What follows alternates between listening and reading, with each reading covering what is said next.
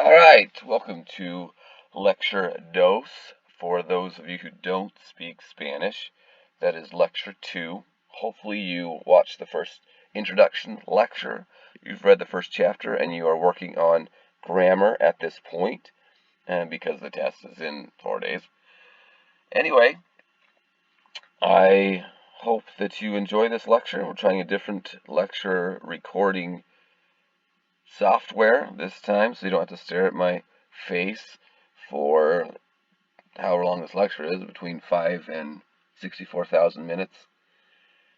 But let's get started. Okay, last time we talked about communicating through different mediums to different audiences, and how we communicate and present ourselves largely determines our success in life. And part of being able to communicate well is being able to communicate with an audience who is busy or who thinks they are busy. I guess if they think they are busy, then technically they are in their own minds, and they're the people that we'd like to convince, right? So today we're going to start on the grammar boot camp part, and we'll have a small life lesson at the end of the lecture. But today we're going to start on our grammar boot camp, and let me just give you a couple reasons why we study grammar in this course. Okay? All right. So what happens a lot of the times when you're out in the real world, and college is, I guess, a part of the real world, but not the real world we're preparing you for. We're not preparing you to be great college students. We're preparing you to be career people, and or mothers or fathers or brothers or sisters, or just better people in general. But one of the things that is a big distraction, or people judge you by, is grammar. And what's interesting is that a Wall Street Journal came out, and those of you who are on, what are these dating sites? Mutual, is that one? And, I can't remember the other one. The one where you swipe right or left, which is interesting. Tinder! That's right. So the hottest thing on dating sites, apparently, to do a Wall Street Journal study, is grammar. Right? So, because it's so easy to judge somebody on these sites by looks or whatever, right? But they alter their looks through all these fancy programs. But grammar's a tough one, because not only when you first swipe right or whatever, you look at their profile and see whether they have good grammar, according to this article. But also when you're communicating with them, do they have good grammar? And so that's one of the top ways people judge, your intelligence in these grammar, or in these dating sites. Apparently, I thought that I would add that, I'd try to enhance your life in any way possible, and if it helps you in dating, then I've done my duty for the day, and it's worth your tuition, right? Definitely. Okay. Second is, a lot of people, and maybe you guys read this from the chapter, they won't hire people who use poor grammar. And that's definitely the case with our group. When we were hiring regulatory attorneys, when we were hiring scientists and some of these other people, one of the first things we'd look for in their resume is it clear, is it concise, and do they use appropriate grammar? If they don't care enough to use appropriate grammar, then why are they going to care about the job, or why are they going to care about things that are important to us, right? And so if you haven't read that article, go ahead and read that one from the chapter. Okay? I wanted to show you something that I received. This is when I was up camping. My wife thought she would be cute, which she always is in every way possible. Hopefully she's listening to this. Anyway, she gave me a hammock, and as you read through this, you can push pause and read through this.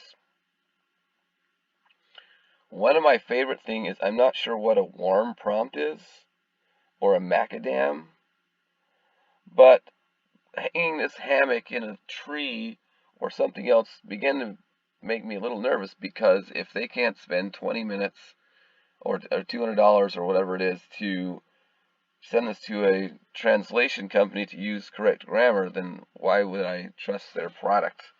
That's a little bit far reaching for some of you, but for me it kind of hit home. But it's from my wife, so obviously I just got in the hammock like I was supposed to.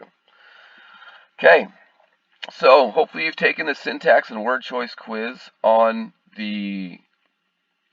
Canvas, and if you haven't, then please do that ASAP, which means as soon as possible.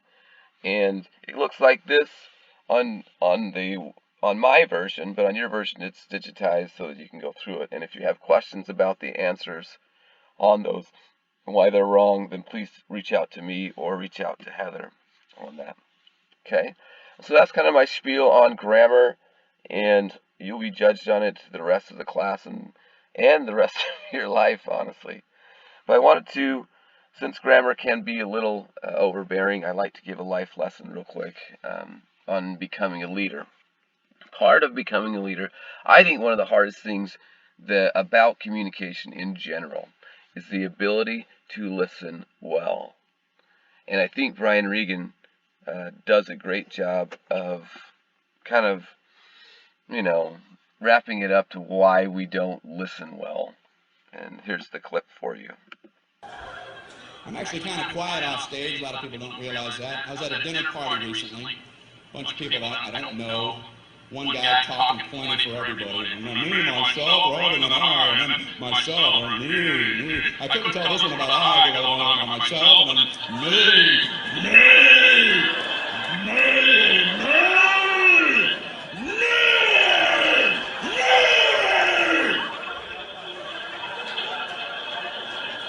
beware the me monster. So I tried to jump in with a little story. I don't want to just sit there the whole night. Right when I'm done with my story, this guy goes, "That ain't nothing." Oh, well, didn't mean to waste everybody's time telling my nothing story. Here, let Marco Polo speak.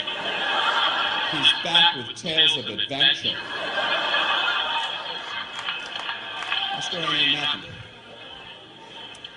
Maybe it wasn't, because I made the mistake of trying to tell a story about having only 2 wisdom teeth pulled, and I learned a lesson. Don't ever try to tell a 2 wisdom tooth story, because you ain't going nowhere. Before wisdom teeth people are going to parachute in and cut you off at the pass. Halt with your 2 wisdom tooth tale. You will never complete one, trust me. I'm trying to tell my story. You know, I had some wisdom teeth pulled. I had 4 pulled. Oh, okay.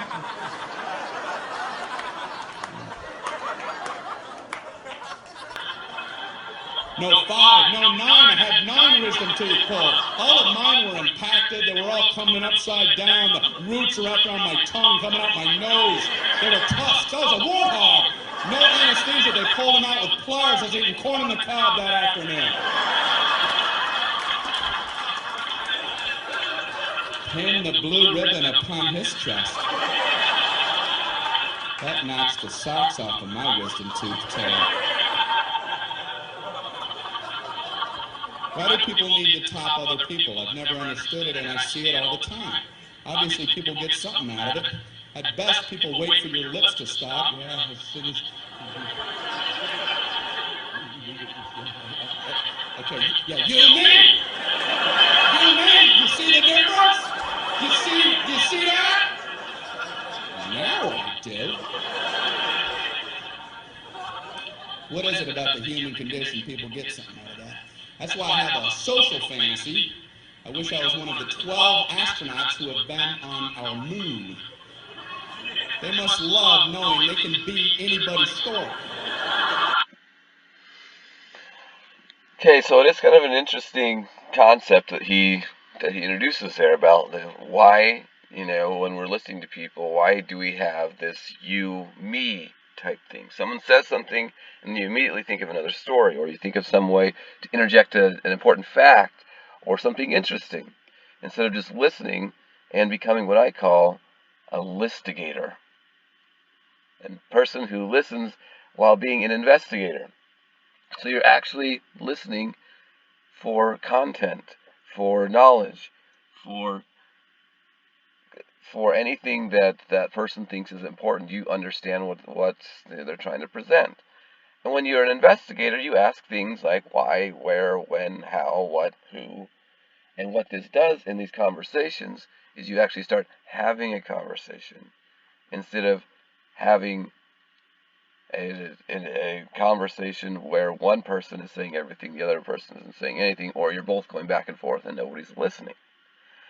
So what I found, and when I started to become an active listener, was that everybody hates listeners. You just can't stand them, right? They listen all the time. They ask you good questions. They're like, oh, look at me, I'm such a good listener, right? I just can't stand it. Well, I'm not sure whether sarcasm comes through the microphone, but good listeners are loved everywhere, and you'd be surprised at what listening does. So if somebody does tell a story, you learn how to ask important questions, or questions that are pointed in ways that help them feel important and validated, not just that you have something incredible to share, which you may share at some time, which is fine. However, when a person feels listened to and validated, you get to trust. And getting to trust is where we're trying to get with our communications. When you trust somebody, how much more do you listen to them? How much more can you, how much better can you communicate with that person when you know that what you're saying they're listening to? And that's what kind of the leadership lesson is for today, is learning how to listen actively being a listigator.